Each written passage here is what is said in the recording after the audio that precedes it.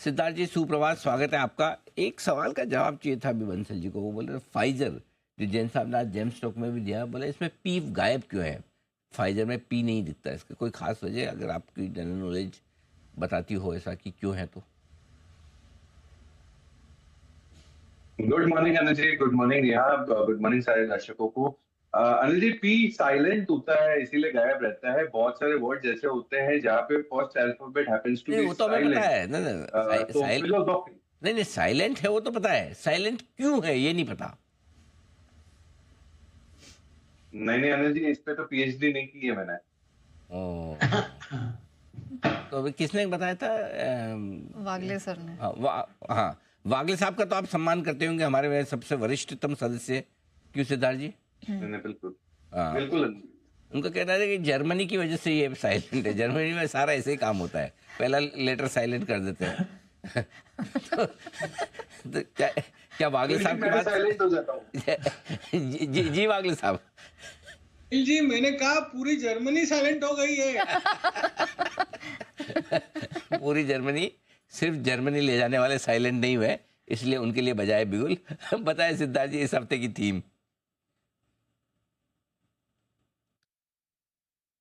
अनिल जी, जिस हिसाब से ब्लड शेड है मार्केट में, जिस हिसाब से मार्केट में गिरावट है, mid cap small cap index सब जगह बिकवाली है। तो ऐसी सिचुएशन में सब देख रहे हैं कि कहाँ छुपे। तो आज वो थीम है जिसका नाम है सेफ हार्बर। सेफ हार्बर मतलब जहां पे आपको सेफ्टी मिल सकती है, और सेफ्टी मिलेगी आपको डोमेस्टिक ड्रिवन इकोनॉमी में। जो घरेलू बिजनेस है उसी पे ही आपको सेफ्टी मिलेगी। तो ये जो दो सेक्टर की, क्योंकि ये दो सेक्टर का मिलन में लेके आया हूं आज की थीम में। एक हो गया बैंकिंग और दूसरा हो गया एफएमसीजी। दोनों घरेलू डोमेस्टिक ड्रिवन सेक्टर्स है, मार्केट लीडर्स है अपने रिस्पेक्टिव स्पेस में। साथ ही साथ जो अनप्रेडिक्टेबिलिटी यूएस से आ रही है, जो यूएस टैरिफ बढ़ रहे हैं, कल मेटल्स पे बढ़े, और भी बहुत सारे प्रोडक्ट्स पे बढ़ सकते हैं। ग्लोबल ग्रोथ एवरेजेस से काफी नीचे आ चुका है। 2025 और 26 का ग्लोबल ग्रोथ का अनुमान है 3.3%, जबकि हिस्टोरिकल एवरेज 3.7% का है। ये जो ट्रेड वॉर चल रहा है ये काफी नेगेटिविटी इंपैक्ट दे रहा है ग्लोबल ग्रोथ पे। 0.8% से 1% का इंपैक्ट है आने वाले 2 सालों के लिए। ये जो टैरिफ वॉर चल रहा है, डोमेस्टिक ओरिएंटेड इकोनॉमी जो है, जो डोमेस्टिक घरेलू भारत में ही बिजनेस करती है, वहीं से इकोनॉमी अपना बिजनेस चलाती है, उन सेक्टर्स पे ही फोकस करना चाहिए अभी सेफ हार्बर के हिसाब से। जो और जिस हिसाब से बैंकिंग स्पेस में आरबीआई ने ओएमओ लिक्विडिटी इंफ्यूजन किया है, रेट की कटौती की है, ये सब कुछ पॉजिटिव है घरेलू इकोनॉमी के लिए।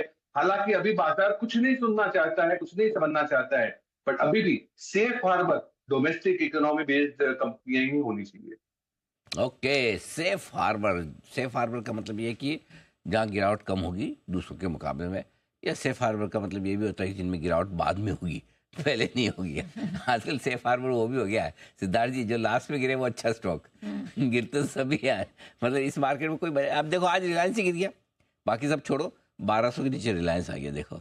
एनीवे, जो सेफ हार्बर में बैंक्स और एफएमसीजी से शेयर आपने चुने, बताएं सर। बिल्कुल रणजी, आप एकदम सही कह रहे हैं कि बारिश होगी तो छींटे सब पे गिरेंगे। आप अम्ब्रेला लेके होंगे तो भी थोड़े बहुत तो छींटे एक मिनट आपके एक मिनट पैरों एक पे मिनट गिरेंगे। एक तो मिनट बारिश हो रही है, एक मिनट छींटे एक गिरेंगे। मिनट एक मिनट एक मिनट सारे लाइए जरा सा। भाई साहब, कौन सी स्कूल में गए थे आप? अच्छा, आप जैन साहब को कब से जानते हैं सिद्धार्थ जी?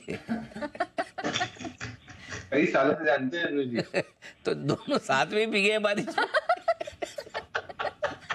एक्चुअली हम लोग दोनों एक छतरी में थे। जी कुणाल जी। अरे जी, बिल्कुल ऐसा है कि जैसे अगर परीक्षा में दो लोग बिल्कुल सेम टू सेम आंसर लिखें, हाँ, तो एग्जामिनर अनिल जी क्या समझेगा अनिल जी, और वो वही मैं दोनों आसपास में बैठे हों तो अनिल जी फिर कुछ अंदाजा लगाना पड़ता है। वागले साहब कुछ कह रहे हैं। जी वागले साहब। अनिल जी, जैन साहब और सिद्धार्थ जी कल पक्का डिनर को मिले थे। डिनर के लिए कहाँ मिले थे ये उनको बताना है। किस छाते के नीचे मिले वही पता करना है। जी बंसल जी। नहीं नहीं अनिल जी, मेरा तो अनिल जी कुछ नहीं है। मैं तो यही चीज शॉक्ड हूँ अनिल जी कि जैन साहब जयपुर में है, ये मुंबई में है, और फिर भी अनिल जी बिल्कुल नकल हो रही है। और सिटी ये हमारे सिदानी साहब तो जी बिल्कुल भी नहीं देखते अनिल जी। इसमें तो हाँ अनिल जी बस एक ही निष्कर्ष निकला है कि हमारे सिदानी साहब पे पेनल्टी लगनी चाहिए अनिल जी। मतलब बिल्कुल। कि आशु मदान जी ने अनिल जी ये परंपरा शुरू करी है, बार बार अपडेट देते रहते हैं, बाकी सब लोग मोटिवेटेड हैं। ना तो ये जर्मनी ले जाने के लिए मोटिवेट हुए सबके बोलने के बाद, ना ये जी बिजनेस देखने के लिए मोटिवेटेड है। तो इन पे पेनल्टी लगनी चाहिए। जी बिजनेस नहीं देखते जब ये जी बिजनेस में नहीं होते हैं। वो शोले के गब्बर की तरह इसकी सजा मिलेगी और जरूर मिलेगी, मिलेगी। है ना, वैसा वाला है। तो ठीक है, अब आपको सिद्धार्थ जी बाद में समझ में आएगा कि हुआ क्या है, अलग से जैन साहब से पूछेगा बाद में फोन करके। तब तक बताइए सर अपने स्टॉक्स जी। जी बिल्कुल अनिल जी, सेफ हार्बर में 4 कंपनी, जैसे मैंने कहा, 2 बैंकिंग 2 एफएमसीजी। पहला बैंकिंग का स्टॉक होगा आईसीआईसीआई बैंक, टारगेट 1500 रुपए का। अगस्त 2019, काफी समय से मतलब डिस्क्लेमर हम रेकमेंड कर रहे हैं। लिक्विडिटी जो ईद आउट की है आरबीआई ने, रेट कट्स, ये काफी फायदेमंद हो सकता है। हाई गवर्नमेंट स्पेंडिंग, जो लोन बुक साइज है वो 13 लाख करोड़ के आसपास का है। 3 इयर्स का एनआईआई ग्रोथ 19% के करीब है। एडवांसेस 14% के करीब है, 13.9%। और फोकस है high margin yielding retail business पे, साथ ही साथ एसएमई और बिजनेस बैंकिंग पे। 15% का लोन ग्रोथ सीएजीआर हो सकता है आने वाले समय में, और एनआईआई ग्रोथ 9%। निम्स जो मार्जिन है वो स्टेबल है 4.25% पे। दूसरी कंपनी है देश की तिजोरी, स्टेट बैंक ऑफ इंडिया, 930 का टारगेट अक्टूबर 2023 से विद डिस्क्लेमर रेकमेंड कर रहे हैं। लिक्विडिटी ऑफ कोर्स ईज हुई है, उसका तो फायदा है ही। Loan book size 40 lakh crore, price to book 1.4 times पे है, आरओए 1% पे करीब है। और gross non performing assets down हुए हैं, जो आए हैं 2.07%। लोन ग्रोथ 14% आने की उम्मीद है। निम सस्टेन करेंगे अच्छे खासे FY26 में, और कॉर्पोरेट क्रेडिट ग्रोथ भी स्ट्रांग है, जो डबल डिजिट पे आ सकता है। तीसरी कंपनी, अब एफएमसीजी पे आ जाते हैं, टाटा कंज्यूमर प्रोडक्ट्स। टारगेट 1265 का, 1265 का, अक्टूबर 2022 से विद डिस्क्लेमर हम रेकमेंड कर रहे हैं। टाटा टी, टाटा सॉल्ट, टाटा संपन्न, ये सारे ही product, wide range of products इनके हैं। 3 इयर्स का ग्रोथ 15% के आसपास रहा। Q3 के आई 17% से बढ़े, संपन्न 23% से वाईओवाई ग्रोथ दिखा रहा है। और मैनेजमेंट उम्मीद करते हैं कि मिड सिंगल डिजिट पे वॉल्यूम ग्रोथ रह सकते हैं। रेवेन्यू स्ट्रॉन्ग 14.8% सीएजीआर से ग्रो हो सकते हैं। और नए प्रोडक्ट्स, रागी आटा और मसाला ओट्स, ये भी काफी अच्छा ट्रैक्शन बिल्ड कर सकते हैं। चौथी और अंतिम कंपनी एफएमसीजी से जो लेकर आया हूँ, गोदरेज कंज्यूमर प्रोडक्ट, टारगेट 1485 का, नवंबर 2017, काफी समय से हम रेकमेंड कर रहे हैं विद डिस्क्लेमर।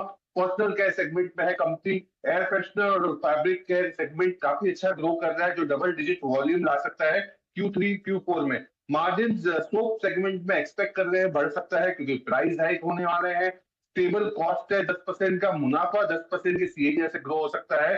और केपेक्स 900 करोड़ के करीब के है।